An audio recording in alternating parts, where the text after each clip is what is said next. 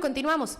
Sobre la innovación educativa, ella señala en uno de sus textos que básicamente es desestabilizar unas prácticas que ya no están basadas en el presente, unas prácticas que nacieron con la voluntad de desestabilizar las dinámicas que el patriarcado llevaba imponiendo desde siempre y que necesitaban ser revisadas. Estas son palabras de María Acaso, invitada internacional en este segundo seminario de Educación Disruptiva con TIC, a quien invitamos a pasar al escenario. María nació en España, es profesora e investigadora española especializada en el área de educación artística en la Universidad Complutense de Madrid, investigadora invitada en universidades como Stanford, Harvard, the School of the Arts Institute of Chicago y la Universidad Autónoma de México. Desde 2010 forma parte de Pedagogías Invisibles, colectivo de investigadores sobre educación artística. Su principal interés se ha centrado en impulsar la innovación en la enseñanza y el aprendizaje de las artes visuales a través de formatos y contenidos. Ha publicado varios libros, entre los cuales tenemos Una educación sin cuerpo y sin órganos, El aprendizaje de lo inesperado, Reduvolution, hacer la revolución en la educación. Antes de darle paso a María, les recuerdo que a través de la aplicación ustedes pueden hacer las preguntas para el espacio que tendremos después de la intervención. Sin más preámbulos, damos el paso a María Acaso. Un aplauso para ella con su exposición Esto no es una clase. Muchas gracias. Bueno.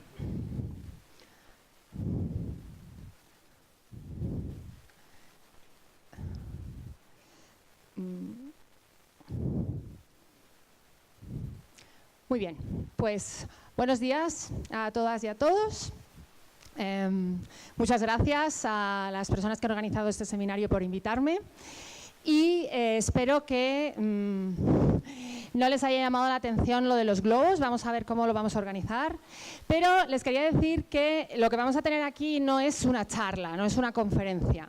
Lo que vamos a hacer es una especie de laboratorio entre todos nosotros y yo voy a necesitar muchísimo de su participación, porque como la mayoría de los que estamos aquí somos docentes, sabemos bien que sin participación no hay aprendizaje. Por lo tanto, digamos que lo que yo voy a hacer es diseñar una experiencia en la que la participación de todos nosotros va a construir conocimiento, pero sin esa participación no se generaría ese conocimiento. Bueno, esta charla se llama Esto no es una clase, la educación disruptiva y la honestidad con el presente, por justamente la importancia que tiene para mí conectar la educación con el momento que estamos viviendo. Es una de las cosas que vamos a analizar ahora seguidamente, pero quería brevemente conectarlo con el título en esta primera parte. Lo primero que quería, en cualquier caso, era también presentarme. Aunque se ha hecho esta explicación más académica, quería llevar a cabo una explicación un poco más personal de lo que yo hago, por si alguno de ustedes no lo saben. Y en esta foto que tengo aquí presentada, como pueden ver, hay dos personas.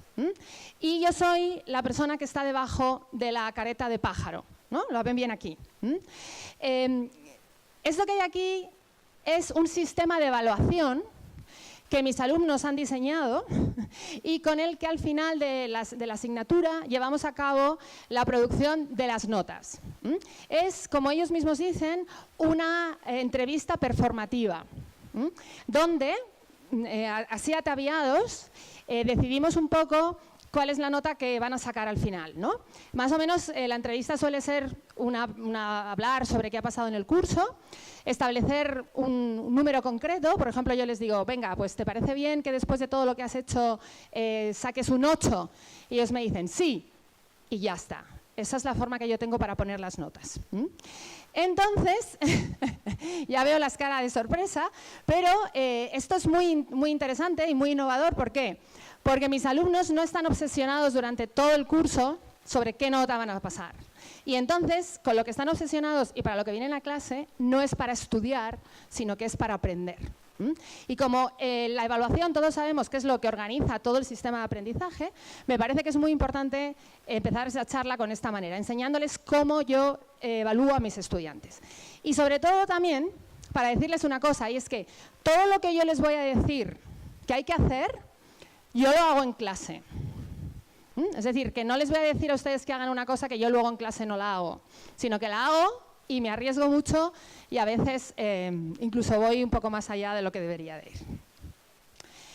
Aparte de mis clases en la universidad, también escribo. Este es un libro que publiqué en el año 2013, del que afortunadamente llevamos ya 8 ediciones. Que tenga tantas ediciones me da mucha fuerza para pensar que cada vez hay más personas en el mundo que trabajan en torno a la innovación y lo importante que es el trabajo que estamos haciendo todos los docentes innovadores.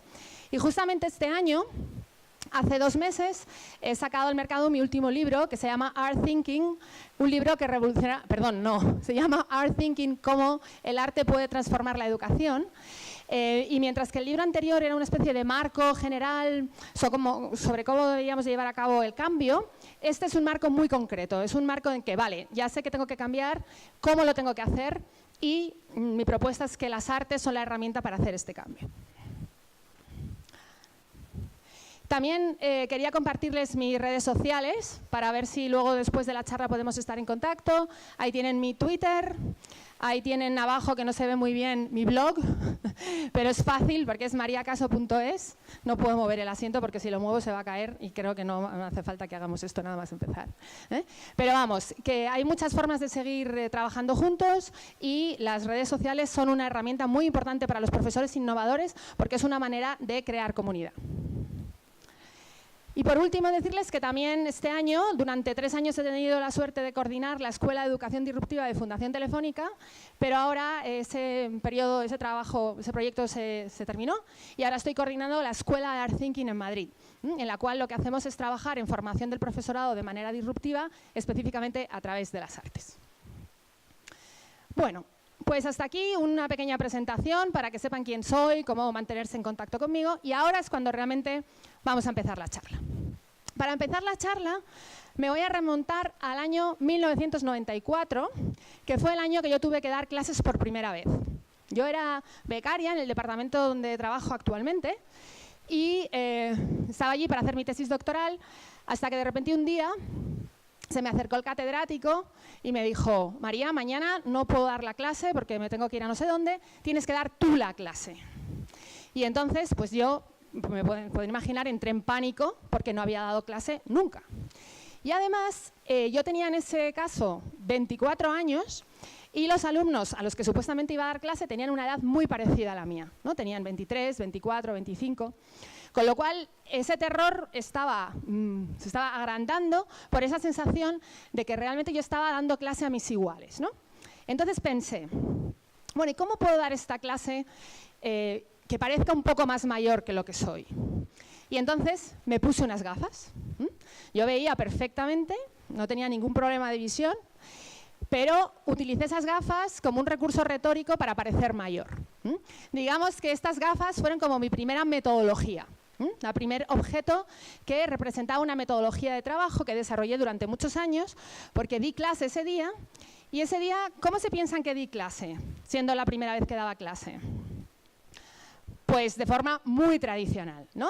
Todos hacemos esto, nos pasamos toda nuestra vida como estudiantes quejándonos de cómo nos dan clase, pero resulta que cuando nos ponemos a dar clase nosotros vamos y lo hacemos igual, ¿no? Eso es un mecanismo que se llama la reproducción y que hay que intentar combatir, pero que es muy difícil hacerlo. Total, que yo me pasé varios años dando unas clases terribles, aburriendo muchísimo a mis alumnos, haciendo exámenes absurdos, consiguiendo que mis alumnos no aprendieran absolutamente nada, pero como era la forma que había que hacer de dar clases en la universidad, pues yo seguía ahí con mis gafas dando unas clases súper tóxicas y súper horribles.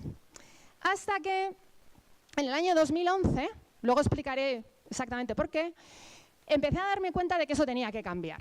Empecé a salir al extranjero, empecé a leer mucho, empecé a darme cuenta de que ya llevaba unos cuantos años dando las clases así y que no se podía dar las clases de esa manera. En el año 2011 empecé un proyecto que se llama Esto no es una clase, que es el proyecto que da título a esta charla, y a partir de aquí las cosas empezaron a cambiar. Entonces, yo he seguido, como luego explicaré mejor, con todo este proceso de innovación en mis propias clases y en mi propia forma de enseñar, y hace poco me empecé a preguntar que por qué tenía esta preocupación tan grande en cambiar las prácticas y que las prácticas fueran innovadoras. ¿Por qué tenía esta especie como de obsesión con que mis clases fueran contemporáneas? Y entonces aquí encontré a esta mujer, que es una filósofa española, que se llama Marina Garcés, que tiene un libro maravilloso que se llama Un mundo común. Y en este libro, Marina Garcés dice que hay un concepto que debería de estar mucho más asentado en las sociedades contemporáneas, que es la honestidad con lo real. Y yo cuando leí esta frase me di cuenta de que justamente eso era lo que a mí me estaba como capturando, ¿no? Es decir, yo quería dar mis clases de una forma innovadora porque quería ser honesta con la realidad. Y resultaba que mis alumnos eran muy diferentes a lo que era yo y muy diferentes a los alumnos que había tenido al principio de mi carrera. Entonces, si yo quería realmente una educación que conectase con mis estudiantes, tenía que cambiarla porque esa educación tenía que ser honesta con la realidad social, en la que, por ejemplo, pues ustedes, la mayoría de ustedes saben que cómo ligan ahora nuestros alumnos, cómo se relacionan unos con otros. Pues con Tinder, ¿no? Entonces, Tinder, por ejemplo, pues es ser consciente de esto, es de alguna manera ser conscientes y ser honestos con la realidad social. Una vez que leí este texto de Marina Garcés, me hice esta pregunta. ¿De dónde podía yo beber para transformar mis clases en una práctica contemporánea? Les regalo de alguna manera esta frase. Esta frase yo creo que nos las tenemos que hacer todos los profesores que tenemos esa comezón que nos lleva, no sabemos muy bien por qué, innovar. Me imagino que son todos los profesores que están aquí, ¿no? Seguro que en sus centros hay otros muchos docentes que no tienen esta preocupación por innovar y están ahí en sus clases tranquilamente, ¿no? Pero ustedes han venido aquí porque tienen esta preocupación. Entonces, esta pregunta me parece muy importante. ¿Cómo podemos hacer para transformar nuestras clases en una práctica contemporánea? Y lo primero que vamos a hacer para contestar esta pregunta, que es la que va a organizar toda la estructura de esta charla, es primero irnos al mundo exterior. Vamos a ver qué está pasando fuera para poder contestar esta pregunta. Lo primero que pasa en el mundo exterior es que vivimos en un momento histórico en el que las imágenes tienen una fuerza y una penetración social que no han tenido nunca antes, ¿vale? Seguramente que todos ustedes conocen a esta niña que hay aquí. Seguro que saben cómo se llama. ¿Cómo se llama? Muy bien. ¿Y podrían contestar a esa pregunta? ¿Qué instrumento musical toca la hija mayor de la familia Simpson? Saxofón, perfecto. ¿Todos aprobados? Lo saben muy bien. Vamos a la segunda pregunta. Les estoy haciendo un examen, aunque ustedes no lo saben. Bien. ¿Estas cuatro mujeres las conocen? Sí, pero es increíble. Bien. ¿Cómo se llama la serie? Ah, y encima lo dicen en inglés. Vale, perfecto. ¿Y podrían decirme los nombres de cada una de las chicas? ¿Sí? A ver, díganla.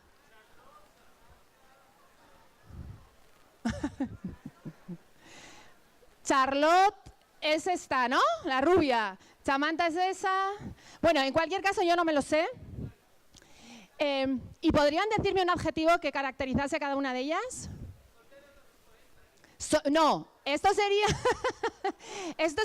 un adjetivo para todas ellas. Pero estamos diciendo para cada una de ellas, ¿no? Yo, sin saber muy bien la serie, porque la verdad es que no la sigo, pero creo que esta es como así, la que es así la más modosita, ¿no? Luego la rubia es claramente la bomba sexual, ¿no? La pelirroja es así como la más intelectual. Y luego Jessica Parker, esta sí sé quién es, y es como que es la reina, ¿no? Más o menos, podría ser esta la definición de esas cuatro personas. Bueno, más o menos. Pero también ven ustedes que saben mucha información sobre estas cuatro chicas. ¿Y esta serie la ven? Game of Thrones. ¿Y podrían contestar a esta pregunta? ¿Sabrían explicar qué vínculo familiar une a Jon y Daenerys? Bueno, esto por lo visto es spoiler. La gente que ve la serie, ¿no? Si contestas esta frase, ya la has destrozado. Pero, ¿lo saben? ¿Quien lo sabe podría levantar la mano? Ah, no hay tantas personas que saben este vínculo. Pero ¿cuántas personas ven Juego de Tronos? Y ahora, ¿cuántas personas saben lo que es Juego de Tronos? Prácticamente casi todo el mundo. Muy bien. Esta pequeña prueba, ¿a dónde nos conduce? nos conduce a analizar un concepto que a mí me parece que está muy, muy vinculado con lo educativo, que es el concepto de hiperrealidad. Lo que está ocurriendo en estos momentos es que nosotros tenemos mucha más información de las imágenes que de la realidad misma que nos rodea. ¿Esto había pasado anteriormente alguna vez en la sociedad? No. Las imágenes siempre han sido muy importantes, pero el poder que tienen ahora mismo es realmente increíble. Este poder también tiene que ver con otro concepto que yo creo que socialmente es muy importante para cualquier profesor, que es el hiperconsumo. Si se dan cuenta en esta foto que tienen aquí, es una foto bastante fuerte, ¿no? Es una foto real, no es una campaña fake, es una campaña que se hizo en Sisley hace unos años y como pueden ver hay dos chicas que lo que están es como adictas, están esnifando un vestido, representando un concepto que es muy central en nuestras sociedades, que es el consumismo. ¿Se han preguntado alguna vez si esto tiene conexión con su día a día como profesores? Si los profesores podemos, por ejemplo, vencer el consumismo en nuestras clases. Porque esta es una pregunta que yo creo que todos debemos hacernos como profesores. Y lo que está ocurriendo en esta foto, lo que está representando, es que en el momento actual hemos dejado de ser ciudadanos y ciudadanas para convertirnos en consumidores y consumidoras. Y esto es algo muy importante en nuestras sociedades y que el sistema educativo tiene mucho que hacer al respecto. Bien, imágenes muy potentes, hiperconsumo y también tenemos un concepto que no sé si han oído alguna vez, que es terrorismo visual. ¿En qué consiste esto del terrorismo visual? Consiste en que todas estas imágenes que tenemos a nuestro alrededor, realmente, ¿qué es lo que hacen día a día? Darnos miedos, muchos miedos. Todas las sociedades capitalistas vivimos llenos de miedos, porque cuanto más miedo tengamos, más fáciles somos de dominar por el capital, ¿no? Y entonces, por ejemplo, aquí tenemos a Miley Cyrus, que también saben todos quién es, que en el fondo nos está diciendo un montón de miedos, ¿no? Nos está hablando del miedo a envejecer, nos está hablando del miedo a engordar, nos está hablando de un montón de cosas que a lo mejor no nos damos cuenta, pero que al final operan en nuestro día a día y son muy, muy importantes para nosotros. ¿Consideran que este concepto está relacionado también con la escuela y lo educativo? Absolutamente. Los niños pequeños son los más vulnerables al terrorismo visual. Y precisamente las clases de plástica, las clases de arte, son las clases que les pueden ayudar a ver estas cosas y convertirse en ciudadanos independientes. Bien, mientras todo esto está pasando, resulta que estos niños y estas niñas y estos jóvenes ven muchísimo entretenimiento. Como hemos visto antes, el entretenimiento es realmente hoy la nueva pedagogía. Cuando yo veo una película Disney, ya no estoy entendiéndola como un sistema lúdico de evasión, sino que realmente como profesora, cuando yo veo una película Disney, veo que las películas Disney lo que están haciendo es educarnos. Yo no sé cuántas veces un niño pequeño puede ver una película Disney, pero muchas. De tal manera que la repetición, la constancia de esas imágenes, al final tiene mucha más fuerza y mucha más incidencia en sus vidas que la familia, que la religión y que la escuela. Esta es una de las realidades más patentes que podemos tener en el mundo de hoy. Y fíjense que, por ejemplo, exclusivamente esta imagen que tenemos aquí funcionaría como una planificación. Como lo que decimos en España, sería como una unidad didáctica. Esta imagen está enseñando cosas muy concretas. ¿Qué cosas está enseñando esta imagen? Por ejemplo, si somos una chica de 15 años, ¿qué nos está diciendo esta imagen? Sueños, pero ¿qué sueños? Matrimonio, pero ¿cómo tenemos que actuar nosotras con el matrimonio? Pues estar ahí medio muertas y esperar que alguien venga y nos salve, ¿no? Esto es básicamente lo que está diciendo esta imagen. ¿Están de acuerdo o no? Bien. Y en cambio, ¿qué está diciendo esta imagen para los hombres? ¿Cómo tienen que ser los hombres? Guapos, príncipes, ¿no? De un nivel social determinado y además tienen que ser activos. Que a lo mejor hay muchos hombres que no les apetece nada tener este rol, pero resulta que las imágenes nos dicen que así es como tienen que ser los hombres. Por lo tanto, esta imagen, ¿de qué está hablando? Del amor romántico. ¿El amor romántico es importante en nuestras sociedades? súper importante. Todos estamos atravesados por el amor romántico. Todos queremos casarnos, tener una pareja, hacer determinadas cosas porque el amor romántico nos dice que eso es lo que se tiene que hacer. ¿Y quién nos dice cómo debe ser eso? ¿Nos lo están diciendo ahora mismo la escuela, la familia o la religión? No, nos lo está diciendo Disney. Por lo tanto, esta es una cosa que yo creo que merece la pena investigar. Ver cómo el entretenimiento nos está llevando a un lugar con el que podemos estar de acuerdo o no, pero por lo menos reflexionar sobre eso. Bien, hasta aquí hemos estado fuera de la educación, viendo contextos y elementos muy importantes que están fuera de lo educativo, pero los afectan. Vamos a meternos ahora ya en nuestro terreno, que es el educativo. Entonces, como no tenemos tampoco mucho tiempo, yo podría hablar de muchas carencias que tiene el sistema educativo, pero a mí hay una que es la que me parece más peligrosa de todas, y es esta que tienen aquí.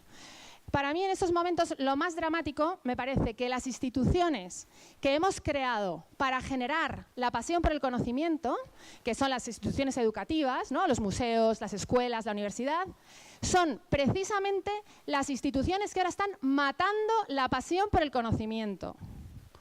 ¿Se dan cuenta de lo que acabo de decir? Porque es muy grave. Es muy grave que mis alumnos, cuando vienen a la carrera, a la universidad, cuando entran en primero, están totalmente encantados de entrar en la Facultad de Bellas Artes y el segundo año están deseando irse cuanto antes. Estamos generando una institución, que es la universidad, que en vez de generar conocimiento, está matando el conocimiento. ¿Y qué pasa con los niños aquí en Ecuador cuando entran en la escuela? ¿Cómo entran al principio? Súper contentos, porque no hay ser humano que no tenga esa pasión por aprender. ¿Y qué va pasando según van aumentando y van subiendo en el sistema educativo? Que van perdiendo esa pasión por el conocimiento, ¿no? Al final es terrible ver cómo esas instituciones están matando la pasión por el conocimiento. Esto lo representa muy bien esta foto de este artista que se llama Hicham Benahoud. Es una foto también difícil de ver, ¿no? Porque es un chico que se suicida en el aula. Por supuesto es una representación, no es una realidad, es una foto de un artista, pero creo que representa muy bien ese concepto, que es sobre el que yo creo que hay que reflexionar ante todo, que es cómo volver a llevar la pasión a los lugares educativos. Si no conseguimos que nuestros alumnos desarrollen esa pasión por aprender, no vamos a conseguir salir del hoyo en el que estamos. Esta muerte de la pasión por el conocimiento está completamente relacionada con el concepto de educación bulímica. Este concepto ustedes lo han sufrido varias veces, ¿verdad? ¿Cuántas veces en su vida han tragado unos datos, vomitado esos datos en el examen y se han olvidado de los datos? ¿Cuántas veces ha ocurrido esto? Y lo malo es, ¿ustedes siguen haciendo este proceso? Pues muy mal. Tienen que cortarlo ya, porque lo que no puede ser es que nosotros estemos sufriendo con un procedimiento y luego resulta que lo tengamos que hacer en el aula, ¿no? Que mediante la charla vamos a ver 5 formas para poder salir de aquí, pero creo que lo más importante al principio es tomar conciencia. Y es que además los exámenes, como veremos al final de la charla, no sirven para nada. La educación bulímica fundamentada en los exámenes no tiene sentido. Entonces, como docentes vamos a tener que inventarnos otras formas de evaluar.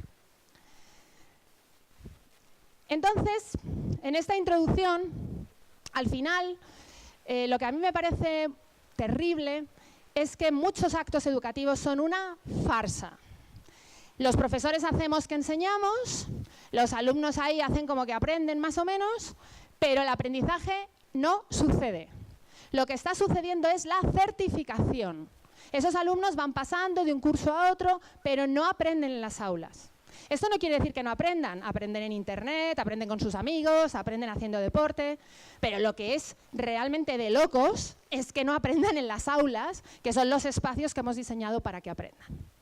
Y esto es lo que yo creo que realmente tiene que calarnos y fundamentar todo lo que estamos haciendo en este seminario, toda la idea de qué es lo que podemos hacer y cómo llevarlo a cabo. Bueno. Pues después de esta explicación de lo que está pasando fuera y lo que está pasando en el correo educativo, ya llega el momento que digamos, bien, ¿y qué es lo que podemos hacer? Ya sabemos que esto funciona así, no estamos de acuerdo, por eso estamos aquí, ¿no? Porque somos profesores innovadores, pero ¿qué puedo hacer yo mañana o el lunes cuando llegue a clase para cambiar esto? Entonces yo, en el año 2011, conocí a un señor que van a ver ahora, que creo que ustedes también le conocen, que es este señor, que está aquí y que se sigue manteniendo igual que de joven 8 años después. Bueno, y Alejandro, que para mí ha sido una fuerte inspiración en muchos contextos, sobre todo redactó un libro, que yo creo que han hablado de él, que se llama El Proyecto Facebook y la Postuniversidad, y en ese libro yo me encontré con esta frase. Y esta frase para mí cambió completamente mi forma de entender la educación. Esta frase dice que como profesores las energías no solo las debemos de poner en lo que transmitimos, sino en la arquitectura de su transmisión. La idea de la arquitectura de transmisión para mí fue increíble, fue como un flash, ¿no? Es decir, yo como profesora innovadora empezaba a dar mis primeros pasos y hablaba de pedagogía crítica y de conceptos innovadores en el contenido, pero mis clases seguían siendo igual de tradicionales que siempre. Por lo tanto, el reto para mí y el cambio que realmente quería hacer era cambiar las arquitecturas de transmisión. Al fin y al cabo, ¿qué son las arquitecturas de transmisión? Las metodologías. Lo que yo vengo a compartir con ustedes aquí es que en estos momentos es importante la brecha tecnológica, ¿vale? Es importante la brecha de los contenidos, sí, aunque están todos en Google, y lo importante es curarlos bien, seleccionarlos bien, pero lo verdaderamente importante es la brecha metodológica. Lo verdaderamente importante es que no podemos seguir haciendo lecciones magistrales toda nuestra vida, porque sabemos que las lecciones magistrales funcionan bien algunas veces, no funcionan bien siempre. Por lo tanto, esta es una idea muy importante que tenemos que pensar. ¿Qué otras metodologías puedo utilizar en mi aula? ¿Qué puedo hacer para cambiar la arquitectura de transmisión? Y aquí es donde entraría la educación disruptiva. A lo mejor después de estos 2 días ustedes se preguntan, ¿y qué significa educación disruptiva? Significa la educación que rompe con lo anterior, con lo que no es honesto con el presente, con lo que no es contemporáneo, con lo que no conecta con mis estudiantes. Esto es lo que es la educación disruptiva y eso es lo que hemos venido a hacer aquí. Entonces, después de tener esta revelación y entender el concepto de arquitectura de transmisión, pues yo estuve pensando y me di cuenta que para llevar esto a mi aula tenía que hacer 5 cosas. Estas 5 cosas me gusta llamarlas microrevoluciones. Ayer en el seminario que hemos tenido juntos con unos compañeros suyos, vimos las complejidades del sistema educativo, no solamente en Ecuador, sino en el exterior, y cómo como profesores muchas veces decimos, esto es imposible de hacerlo, porque está todo tan encorsetado que no merece la pena cambiar. Y yo lo que les quiero decir es que por supuesto que merece la pena cambiar y que hay que cambiar haciendo pequeños cambios, que estos son las microrevoluciones, ¿no? El concepto de microrevolución yo lo he cogido prestado de Eduardo Galeano, que todos ustedes sabrán qué es, que siempre dice que las personas pequeñas, haciendo cosas pequeñas en lugares pequeños, logran cambiar el mundo, ¿no? Pues esta idea de que profesores pequeños, en aulas pequeñas, en lugares pequeños podemos cambiar el mundo es la que quiero transmitirles a ustedes. Y esas 5 ideas es las que voy a compartir con ustedes. No son una receta, son 5 grandes marcos de acción que ustedes cuando lleguen el lunes a sus aulas pueden empezar a poner en funcionamiento. Vamos a ver el primero. El primer cambio grande que yo creo que la mayoría de nosotros tenemos que hacer es incorporar el inconsciente en el aula. ¿Qué significa esto? Bueno, pues vamos a hacer una pequeña acción. Cada uno de estos 5 conceptos tiene una acción previa para que ustedes entiendan bien qué significa, no solamente a través de lo que yo les voy a decir, sino de cosas que van a hacer ustedes. Entonces, les han dado un papel y un lápiz, ¿verdad? Bien, pues les voy a pedir un ejercicio muy fácil de hacer. Y es que cierren los ojos, de repente se transporten a cuando tenían 10 años de edad, están en el colegio.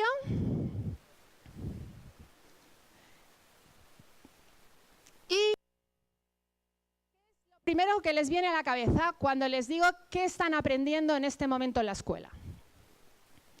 Lo apuntan rápidamente en el papel. Tiene que ser muy rápido, lo primero que les aparezca a la cabeza. ¿Qué aprendieron en el colegio cuando tenían 10 años?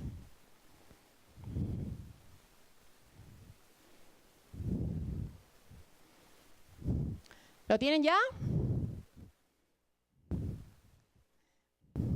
¿Tenemos un micrófono? ¿No? De mano. Ah, este. Bueno, a ver si no lo rompo todo. Sí, es que está súper duro. Ahora, vale. Vale, pues ahora necesito 3 o 4 voluntarios que me lean, que me quieran decir qué es lo que aprendieron en el colegio. Con el micrófono. Pero no se lo lleven. Bien. ¿Quién quiere ser el primero? Yo lo que me vino a la mente, lo primero es jugar. Jugar. Sí, porque lo que aprendía era solo, como tú dices, para responder, pero yo disfruté mi etapa en el colegio y yo lo que aprendí es a jugar. Y así es como enseño a mis chicos. Qué bien, perfecto. A jugar. Maravilloso aprendizaje. Cuando era yo niño, mi profesora Dalia Navarrete me decía, en la lectura, vamos al carrusel a chupar un helado de coco. Yo no conocía ni carrusel, ni helado, ni coco, porque era de la nacionalidad Shuar de la Amazonía. Muy bien. Entonces, muchísimos aprendizajes, ¿no? Coco, carrusel y helado. Perfecto. Recuerdo que cuando estaba en la escuela aprendí sobre el proceso de la fotosíntesis. Me pareció súper fascinante. Vale, de acuerdo, genial. Fotosíntesis. ¿Y una persona más, por favor? Ahí hay una mano levantada.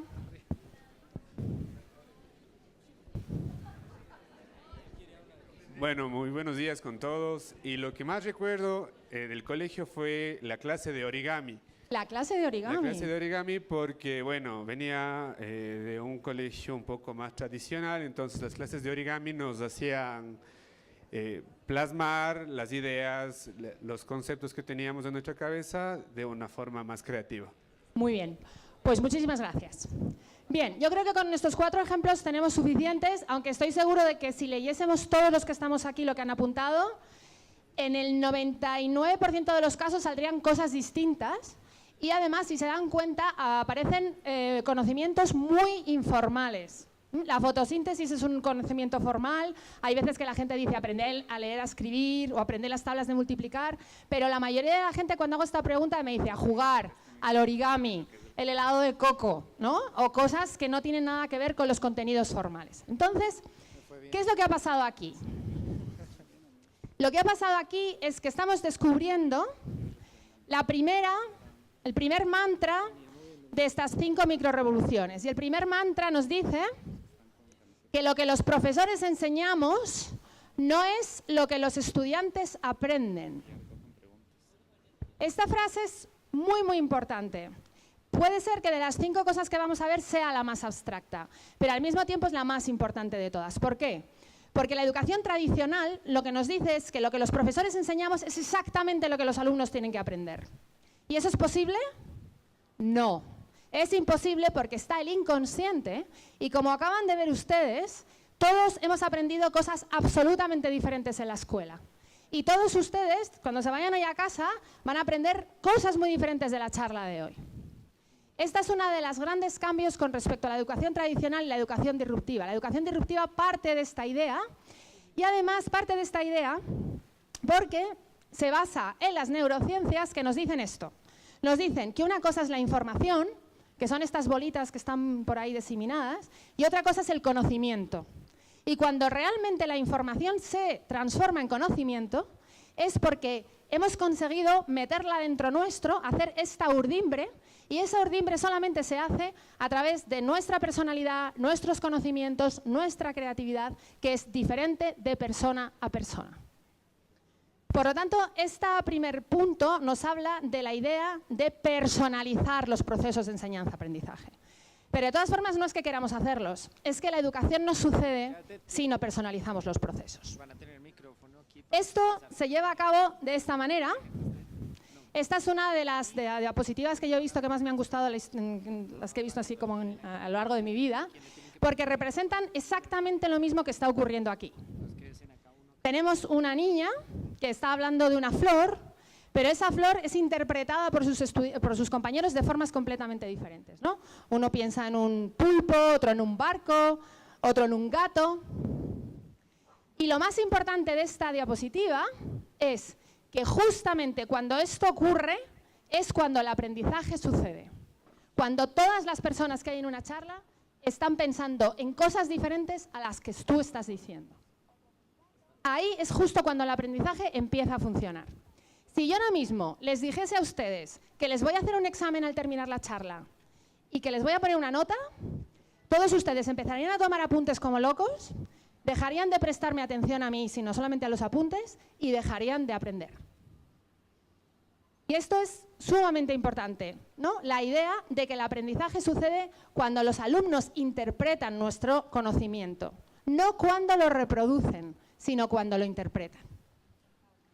Esta idea del inconsciente en el aula también se conecta con otro concepto que no tenemos mucho tiempo de desarrollarlo, pero lo quería dejar planteado en la charla, que son los procesos de violencia simbólica que llevamos a cabo en el aula. Lo que yo en alguno de mis textos llamo como pedagogías invisibles. Fíjense aquí estas dos sillas que tenemos aquí. ¿Saben ustedes bien cuál es la silla del profesor? Es bastante fácil de saber, sí. ¿Pero por qué lo saben? ¿Porque es más grande? ¿Porque es negra? ¿Porque es más cómoda? Que eso es muy, muy chungo, ¿no? No sé si dicen chungo aquí en Ecuador, pero en español significa que es muy horrible. ¿Por qué tiene que ser más cómoda la silla del profesor que la del estudiante? Efectivamente, realmente es necesaria una silla del profesor, ¿no? Entonces, realmente estas dos sillas que hay aquí, ¿para qué sirven? ¿Solamente sirven para sentarse? ¿Para qué sirven? Para establecer relaciones de poder. Y estas relaciones de poder son muy jerárquicas, son muy verticales. Son unas relaciones de poder de la educación del pasado, no de la educación del futuro. Por lo tanto, yo, si soy un profesor innovador, ¿qué puedo hacer con estas sillas?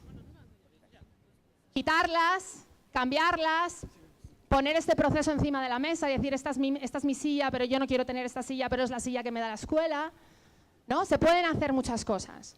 Por lo tanto, todo esto son cuestiones que están ahí metidas, relacionadas con el inconsciente y que como profesores y profesoras tenemos que saber y tenemos que poner en funcionamiento. Bien, vamos a ir al punto número 2, que es el punto relacionado con el poder. Y para hacer un ejercicio relacionado con el poder, les voy a pedir otro pequeño ejercicio. Y es que bueno, si las sillas estuviesen ancladas al suelo, les pediría que se subiesen a la silla. Pero como no están ancladas al suelo y no quiero que haya aquí ningún tipo de accidente, lo que les voy a pedir es otra cosa, ¿vale? Entonces, les voy a pedir que la primera fila se queden sentados y la segunda se pongan de pie, por favor, y así hacia atrás. La tercera sentados, la cuarta de pie, la segunda así, así, así. A ver. Todo el auditorio, no solo los de delante. Tienen que ponerse uno de pie y otro sentados. Bien, ¿lo están haciendo? A ver los del fondo, que se tienen que mover. ¿Vale? Bueno, pues ahora lo que se trata es de que los que están de pie miren a los que están sentados y los que están sentados miren a los que están de pie. Por favor, mírense. Así, se dan la vuelta, se giran y se miran. Mírense fijamente a los ojos. Incluso pueden preguntarse cosas si quieren. Lo importante es que se miren. ¿Se están mirando? ¿Sí? ¿Qué están sintiendo? Los de abajo y los de arriba. Muchas estructuras de poder. Muy bien, muchas gracias. Ya se pueden sentar todos.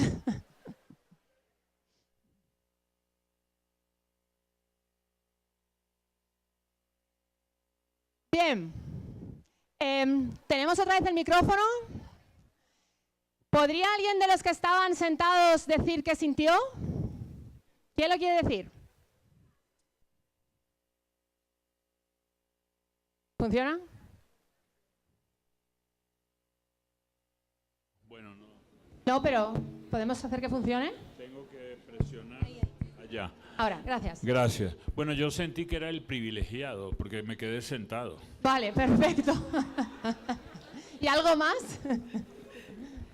Bueno, yo me sentí, como lo dijo el compañero Gianpaolo, pero además de eso era como que yo me quedaba chiquita y él estaba encima mío, como que el que estaba de pie tenía el poder, ¿no? Y la que estaba sentada no. El que está sentada no, porque se queda como una hormiga, ¿no? Exactamente. Y el que está detrás es tu compañero de atrás. ¿Podrías explicar cómo te sentías tú? A lo mejor no quieres y te... No, casi igual, así como que ella me miraba y me decía, ¿y ahora qué hago? Así como que esperando a que yo hable, ¿no? Así como que ella, como lo que ella dice, ¿no? Ella sentía que yo tenía el poder y como que esperaba que yo hable, pero al final ella habló primero. Bueno, está bien, ¿no? Subvirtió el poder, ¿no? Vale, muchas gracias. Bueno, este es un ejercicio muy pequeño, pero también lo que les quiero dar es como pequeñas herramientas de cosas que se pueden hacer en clase para poner en evidencia cómo funciona el sistema educativo actual con respecto a las relaciones de poder, ¿no? Y la verdad es que los alumnos todos se sienten, pues como usted, ¿no? Como una hormiga, como personas que tienen que pedir permiso, como personas que no pueden hacer lo que quieren en el aula, mientras que la relación del profesor es justamente lo contrario, ¿no? Es una relación muy asimétrica y esas son las relaciones que tenemos que subvertir. De tal manera que la segunda de estos mantras es este que tenemos aquí. Los profesores no solo debemos de parecer democráticos, tenemos que ser democráticos. Y entonces ahí mi pregunta es, seguro que todos los que estamos aquí nos consideramos demócratas, creemos muchísimo en la democracia, pero cuando cerramos la puerta de nuestro salón, ¿qué tal democráticos somos? A lo mejor no somos tan democráticos como nos pensábamos, ¿no? Y esta es una de las cosas que tienen que entrar sí o sí en la educación del siglo XXI. Tenemos que crear, sobre todo, comunidades de aprendizaje. Yo creo que la idea esta del profesor como policía y el alumno como delincuente prácticamente, esto tiene que acabar. Por ejemplo, esto que tienen aquí es una de mis clases en las cuales yo intento llevar a cabo la democracia de la forma más real posible. Lo intento a través del mobiliario, a través de muchos procesos, como hacer que mis alumnos, muchos de ellos, elijan los temas de las asignaturas, etc. Y es muy difícil entrar en mis clases y saber quién es la profesora, porque la estructura es muy horizontal. En esta organización de comunidad pongo en funcionamiento algo que yo llamo el aprendizaje tridimensional. El aprendizaje tridimensional valora dos flujos de creación de conocimiento en el aula que normalmente se mantienen invisibles y que yo les animo a que vuelvan visibles. El flujo de conocimiento que siempre se establece como visible es del profesor a los estudiantes, ¿no? Parece que el profesor es el que lo sabe todo, los estudiantes no saben nada y ese flujo funciona así.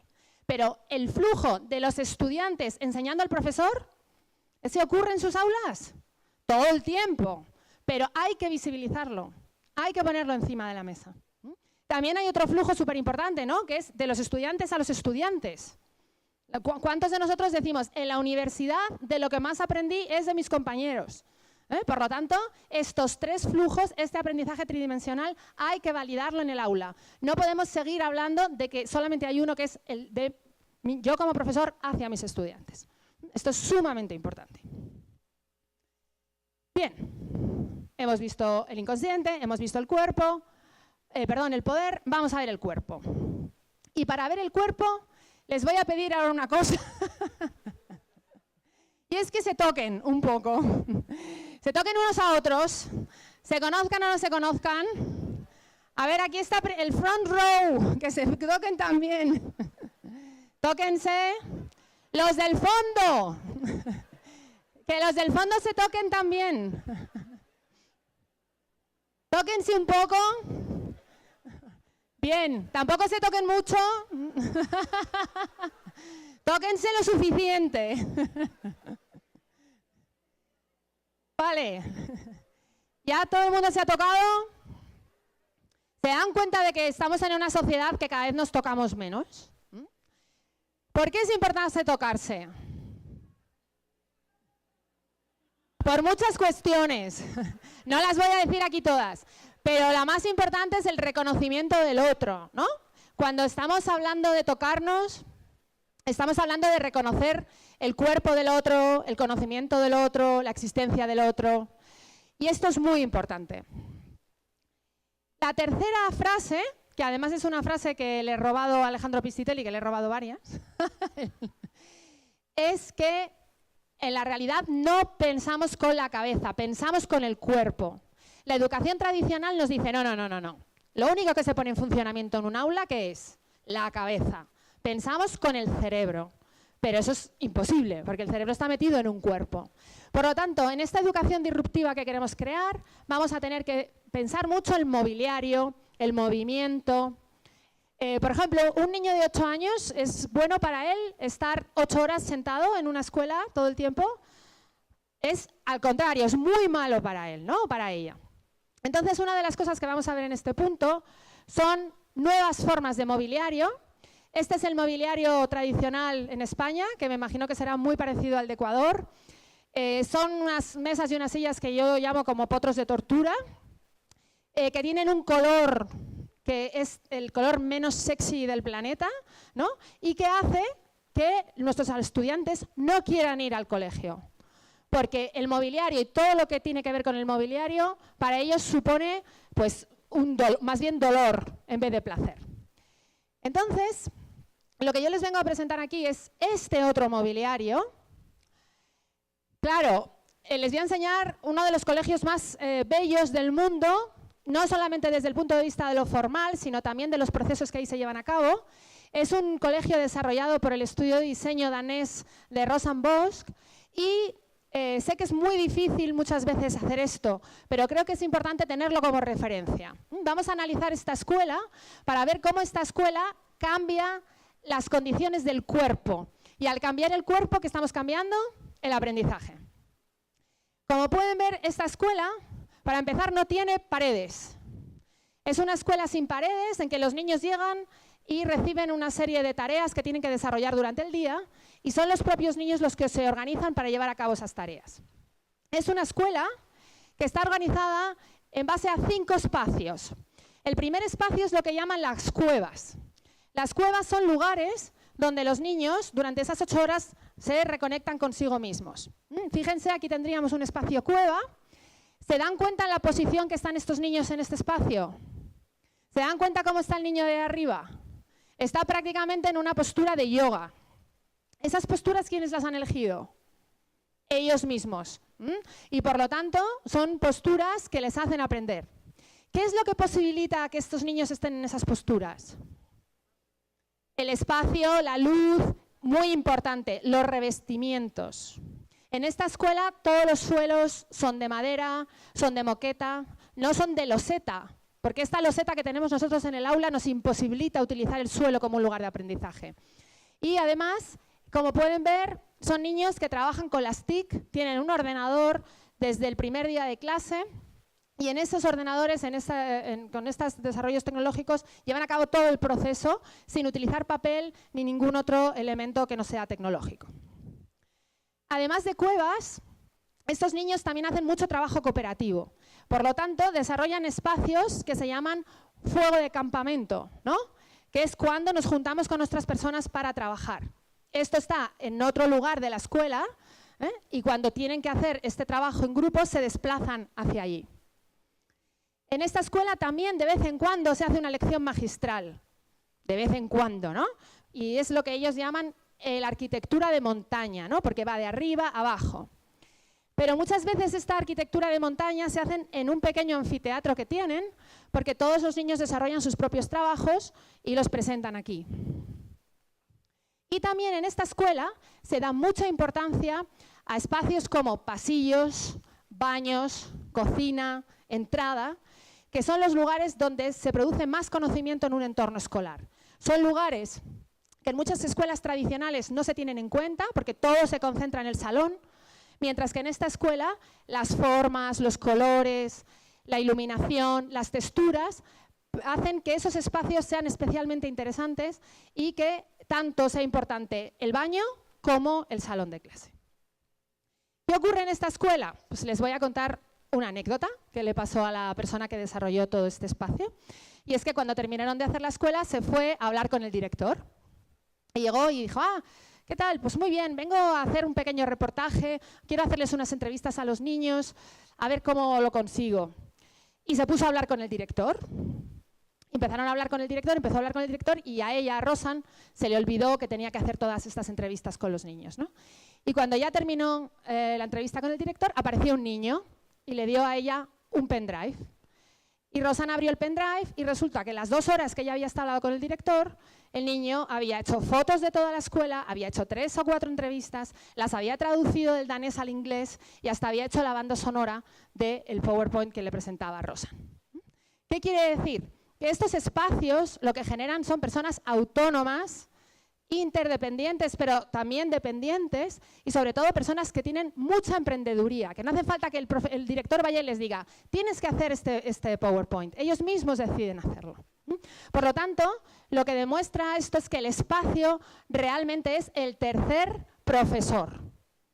Los niños, como decía Doris Malaguzzi de Reggio Emilia, aprenden de los otros niños, aprenden de los profesores, pero de lo que más aprenden es del espacio. Cuando ustedes el lunes vayan a su aula, piénsense por qué su aula está organizada como está. Porque a lo mejor no tiene sentido que esté organizada así. A lo mejor pueden coger las sillas y las mesas y ponerlas fuera y organizarlas de otra manera. Tenemos un imaginario muy, muy cerrado de cómo debe ser un aula y creo que para ser disruptivos una de las cosas más importantes tiene que ser cambiar esto de arriba abajo. Evidentemente no les estoy diciendo que hagan esta escuela. Les estoy diciendo que cojan las ideas importantes de esta escuela y se las lleven con ellas al lunes a su centro. Ay, se me había olvidado una, que es hands-on, que nosotros en todos los países que tenemos un clima bueno, no hace falta que lo hagamos dentro, como hacen los suecos, ¿no? Que tienen que cerrar un espacio para que los niños y las niñas se puedan mover. Bueno, vamos a empezar ya a ir terminando y el cuarto punto tiene que ver con la experiencia. El primero es el inconsciente, el segundo el poder, el tercero el cuarto y el cuarto la experiencia.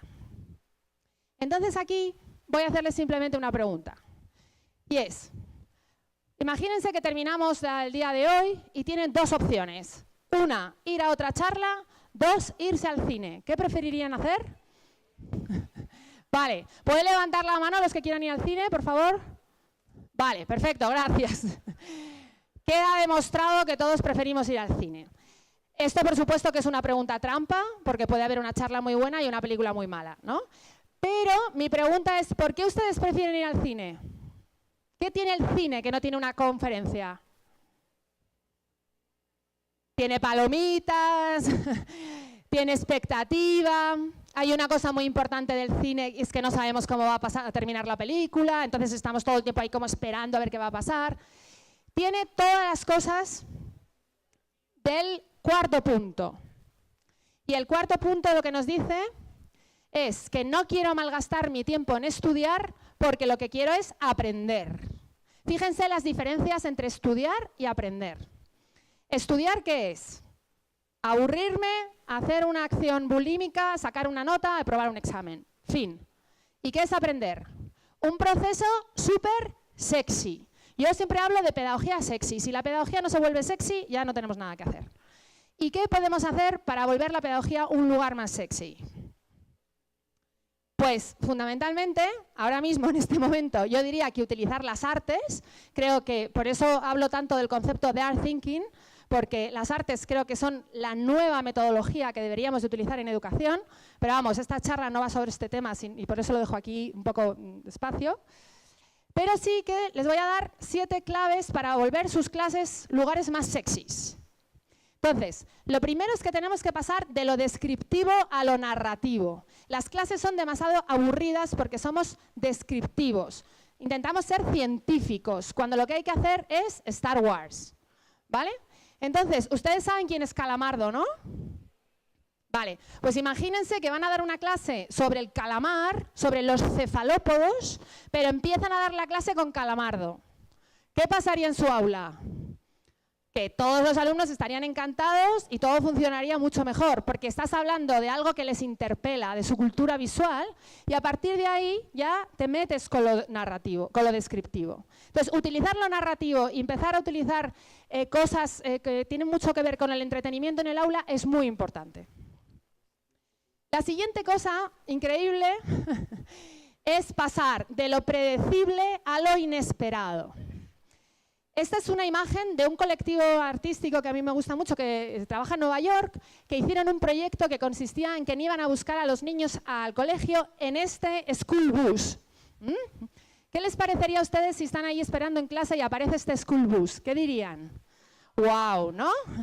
Ya el ir a clase se convertiría en una experiencia completamente diferente, ¿vale?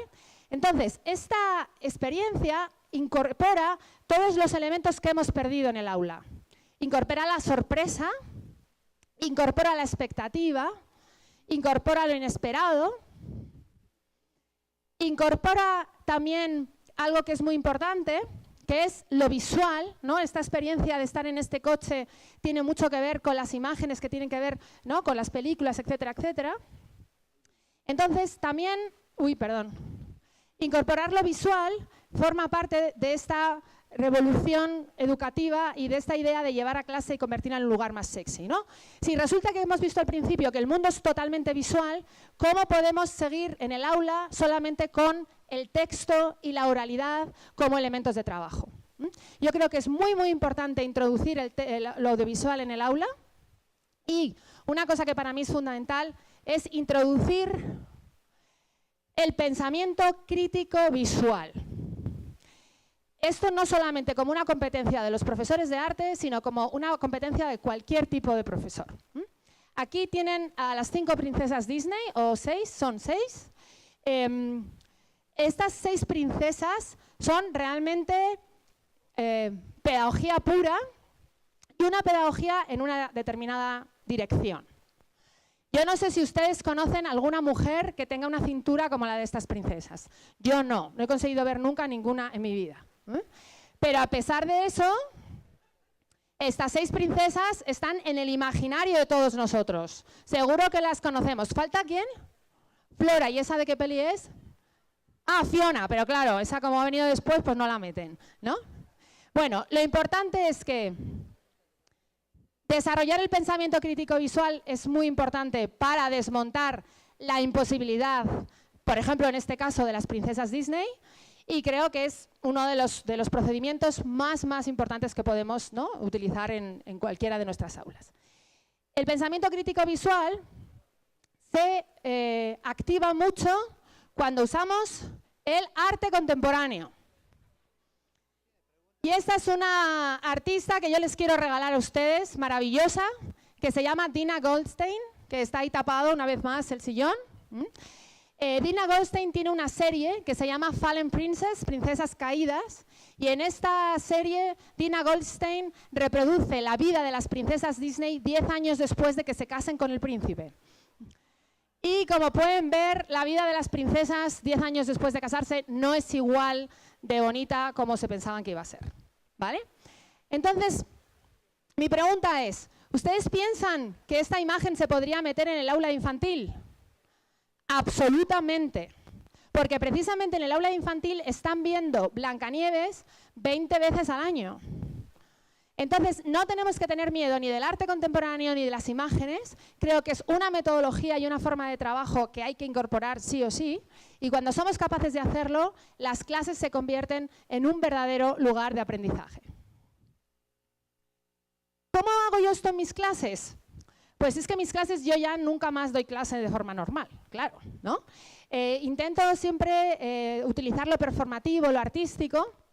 Hace poco he estado dando unas charlas sobre Art Thinking y, por ejemplo, lo que hemos hecho ha sido construir el concepto Art Thinking con todo lo que las personas llevaban en sus bolsos. Ha sido una experiencia que ha ido de lo contemplativo a lo vivencial, que es otro de los puntos claves de esta educación disruptiva que queremos hacer. No podemos tener por más tiempo a los alumnos sentados tomando apuntes. Tienen que participar de experiencias. En esta charla yo aparecí así, soy la que estoy con la máscara de tigresa, ¿vale? Simplemente llegar a clase con una máscara cambia por completo el proceso de aprendizaje. Luego te la puedes quitar o si quieres puedes seguir con ella, pero es utilizar lo narrativo, lo artístico como un elemento para despertar esta pasión. Y por último, les aconsejo también que salgan del aula. El aula es una isla y tenemos que convertirla en un nodo que esté interconectado con todo lo que ocurre fuera. Aquí les presento un proyecto muy interesante de un profesor de física que se llama Physics on the Go En este proyecto, el profesor trabajó los contenidos de la física a través de los celulares de sus estudiantes y el último día de clase se fueron al parque de atracciones, no sé si aquí se llama así, para medir todas las energías y de todos los diferentes elementos que había en el parque de atracciones. Comparen eso con hacer un examen sobre física.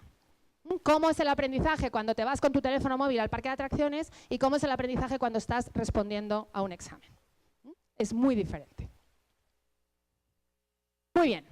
Y aquí llegamos ya al último punto, que es el de la evaluación. Porque claro, yo me imagino que muchos de ustedes están así un poco sorprendidos con todo lo que estamos viendo. A lo mejor están empezando a darse cuenta de que los 4 primeros puntos son importantes y se pueden llevar al aula, pero ¿qué hacemos con las notas? ¿Qué hacemos si hacemos los 4 primeros puntos, pero resulta que en el último momento hacemos un examen? Pues nos cargamos todo lo anterior, ¿no? Entonces, en este último momento vamos a reflexionar un momento sobre la evaluación y para eso es para lo que he pedido los globos. Entonces, lo que les voy a pedir ahora es que cojan el globo. Si no lo tienen hinchado, hay que hincharlo. Y lo que quiero es que en ese globo apunten con rotulador, con un bolígrafo, como sea, lo que les sugiere a ustedes el término examen. ¿Vale? Pues vamos a dedicarnos un minutito a que hagan este ejercicio. No hace falta hincharlo mucho, solo un poco. Agua, agua. Ah, gracias. Uy, no lo puedo beber.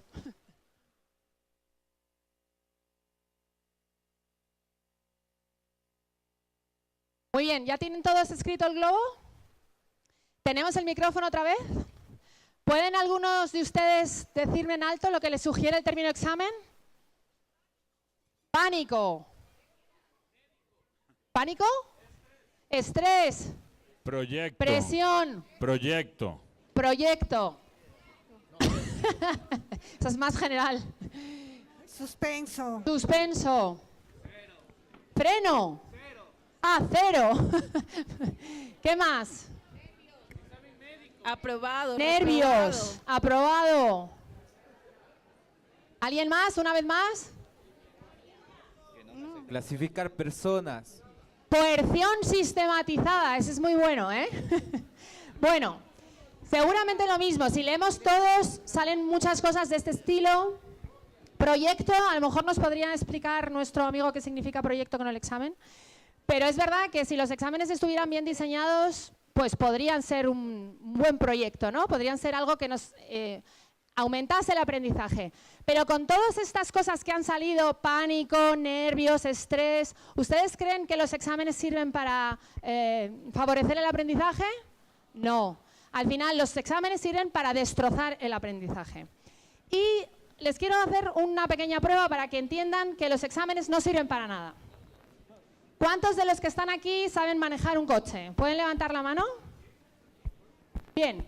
¿Qué ocurriría ahora mismo si les hiciese a ustedes el examen teórico? Suspenderíamos todos, yo incluida. Esta es una pequeña prueba para que entiendan que los exámenes realmente no tienen ninguna función, a pesar de que nosotros sabemos conducir, ¿vale? El aprendizaje teórico está totalmente relacionado con un aprendizaje bulímico que no nos lleva a ningún lado. Muy bien, pues ahora vamos a hacer entre todos la última acción. Les voy a pedir que cojan el globo donde han pintado o han escrito ese concepto que les recuerda el examen y les voy a pedir que cuando yo diga 1, 2 y 3, nos lo pongamos debajo del culo y lo explotemos entre todos. 1, 2 y 3. ¡Vamos allá! ¡Venga! Bien, muy bien, muy bien, muy bien. Venga. Perfecto. Mira el perro. Muy bien, un aplauso a todos. ¡Bravo!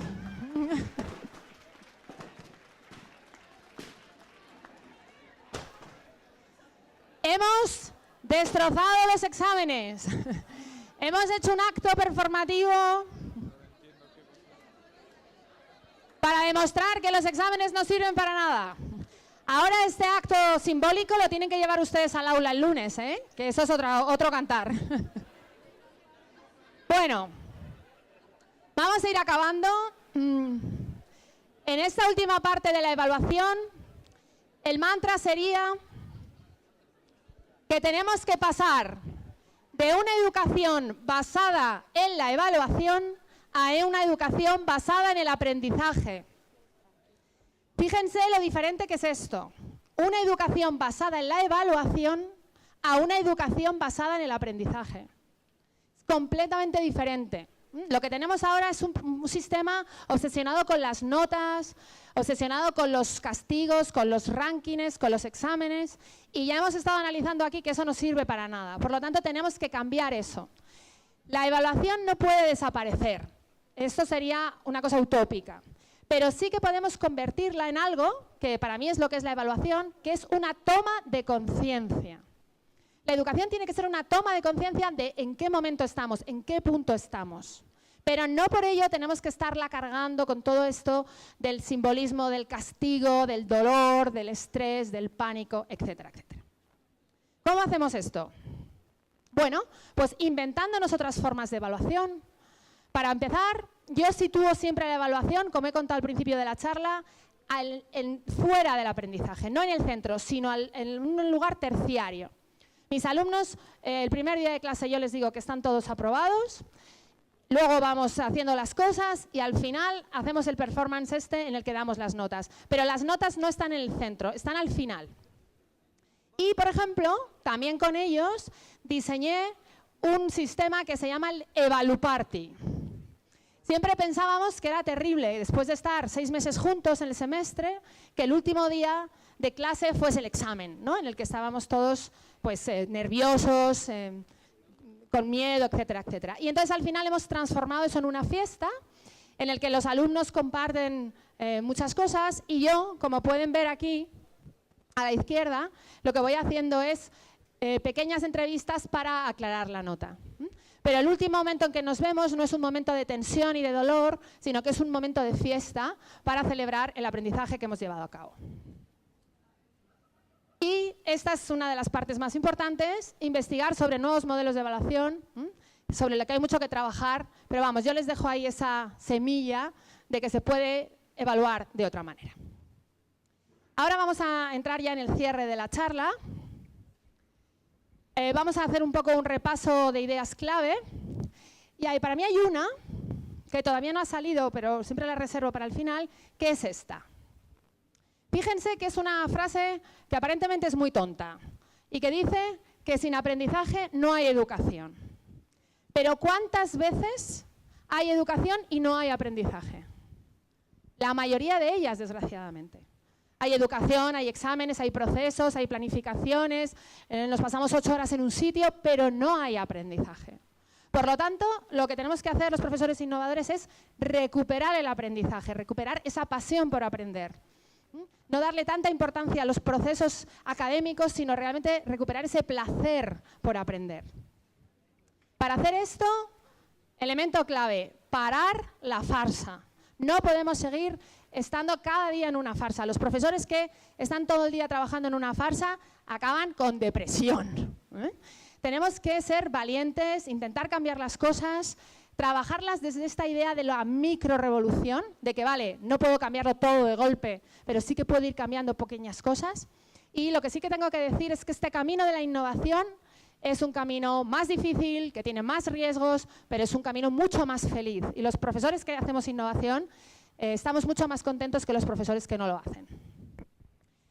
Les dejo aquí estas 5 microrevoluciones. Acuérdense de incorporar el inconsciente y personalizar el aprendizaje, de trabajar el poder, de cambiar el mobiliario y trabajar el cuerpo, de hacer experiencias que estén basadas en el placer, en la sorpresa, en lo inesperado, y también de diseñar otros modelos de evaluación que no sitúen la evaluación en el centro, sino que lo que hagan sea situar el aprendizaje en el centro.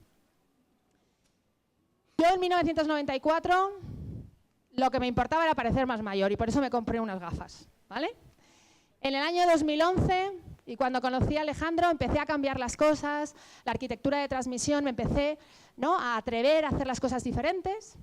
Y hoy, en el 2017, diseño cosas tan increíbles como una conferencia bailable o como un performance, y realmente estoy cada vez siendo como más experimental en los procesos que llevo a cabo, porque creo que es el momento de hacerlo. Es el momento de ser honestos con el presente y hacer esa educación contemporánea. Así que desde aquí lo que quiero es animarles a todos ustedes a hacerlo y que lo compartamos juntos. Muchas gracias.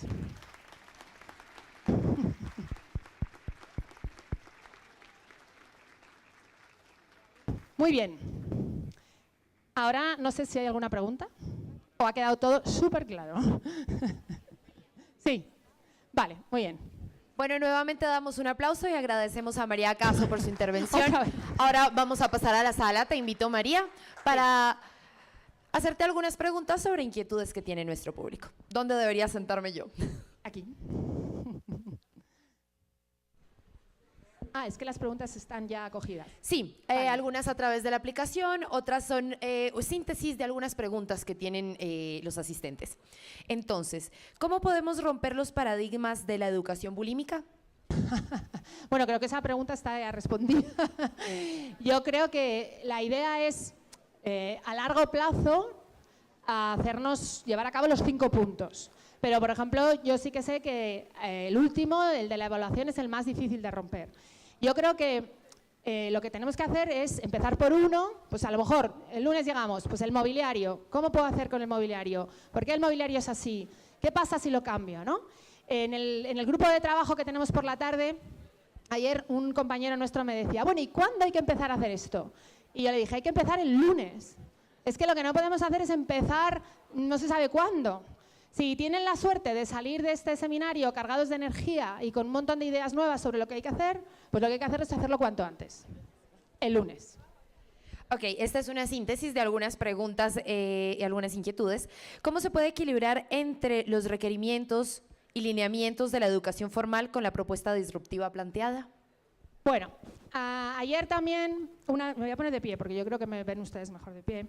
Ayer también una de las cosas que vimos en el laboratorio y por la tarde es una de las cosas que yo animo mucho a los profesores y a las profesoras, y a Alejandro también, que es a hackear el aula. Realmente muchas veces nos tenemos que ver a nosotros como hackers en nuestra institución, porque nuestra institución nos pide unas cosas, pero nosotros pensamos que hay que hacer otras. Por supuesto que siempre desde esa idea de la honestidad con lo real. Cuando yo decido hacer el cambio de mobiliario, no es porque me parezca más bonito, es porque sé que ese cambio de mobiliario va a producir un cambio de aprendizaje.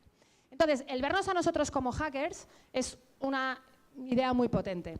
En esta idea de hackear el aula, el segundo mandato, la segunda clave es mentir al inspector. Esto también es muy importante. Yo creo que estoy segura de que todos los que están aquí, ustedes ya lo hacen.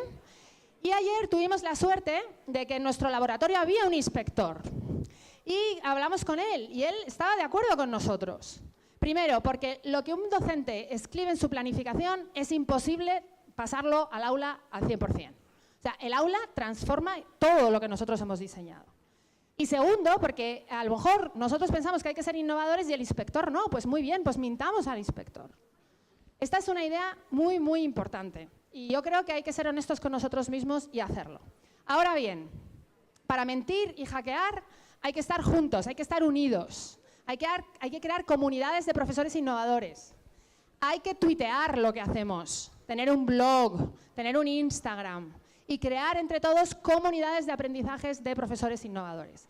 Siendo una comunidad vamos a tener muchas más ganas y vamos a tener como esa valentía de llevarlo a cabo, que cuando somos solos y estamos solos en nuestro centro y nos da miedo llevar a cabo cualquier innovación. Así que lo siento por el cuerpo de inspectores de Ecuador, no sé si hay alguno más aquí, pero realmente creo que esto hay que hacerlo.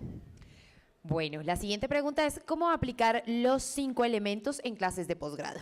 En clases de posgrado. Bueno, pues yo es lo que hago permanentemente, ¿no? Yo doy clase en posgrado, yo doy clase también en doctorado y en máster, y es que hay que hacerlo exactamente igual. Además, yo siempre digo que para mí la fase mejor en el aprendizaje es el kinder, ¿no? El infantil. Lo que hay que hacer es convertir el doctorado en el infantil, no el infantil en el doctorado. Entonces, bueno, yo creo que muchas de las cosas que he dicho ya se hacen en infantil. Pues llevémoslas a todo el resto del proceso de aprendizaje. La siguiente pregunta dice, si mi salón es ya sexy, ¿cuál es el siguiente paso? ¿Quién tiene un salón sexy aquí, por favor? Vale, gracias.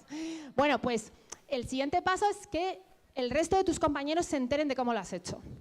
Porque tú has hecho esto luchando contra tu institución o lo has conseguido hacer apoyándote por tu institución. ¿Le podemos pasar el micrófono? Buenas. Muy buenos días con todos. Yo en un momento cuando yo empecé en el colegio, yo tenía tantas ideas en mi cabeza. Bueno, eso viene porque yo en realidad vengo de otro lugar donde yo aprendí de una manera completamente diferente, donde mis profesores en realidad ellos estaban más locos que uno mismo. ¿Y qué lugar es ese, por favor? En Venezuela. Pero un lugar geográfico. Sí. Creía que era como una escuela. No. Entonces, yo cuando llegué, casualmente me choqué con ese colegio para el laboratorio de química. Yo soy el responsable del laboratorio de química y también el inspector en la tercera planta, ahorita que ustedes hablan del inspector.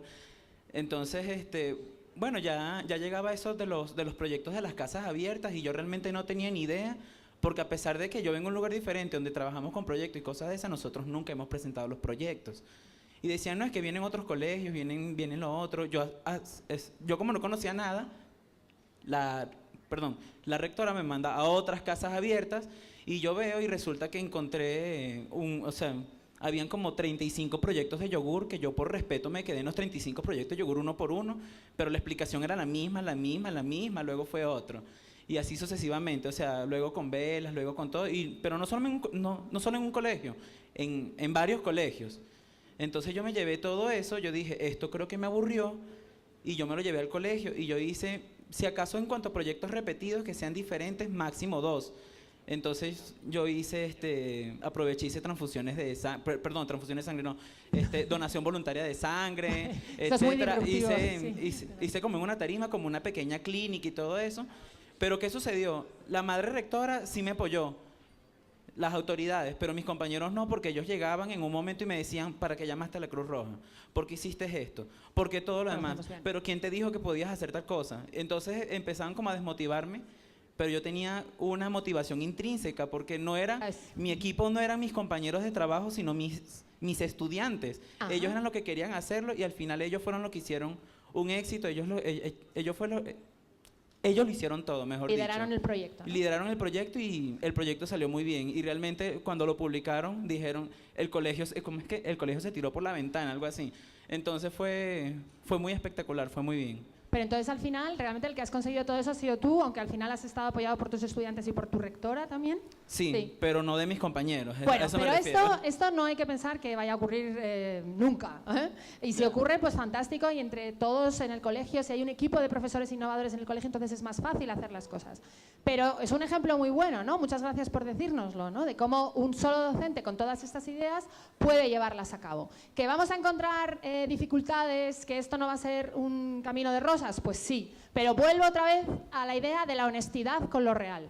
Si realmente nosotros estamos convencidos de que es lo que hay que llevar a cabo, hagámoslo. Y luego al final tendremos resultados de éxito como el de nuestro compañero. Gracias a ti. María, ¿qué podrías recomendar a los docentes para cambiar su aula de clases desde los materiales y decoración? Bueno, yo lo primero que quiero que hay que hacer es plantearnos si necesitamos las sillas y las mesas. Si las necesitamos todo el tiempo, porque hay veces que sí las necesitamos, pero hay otras veces que no.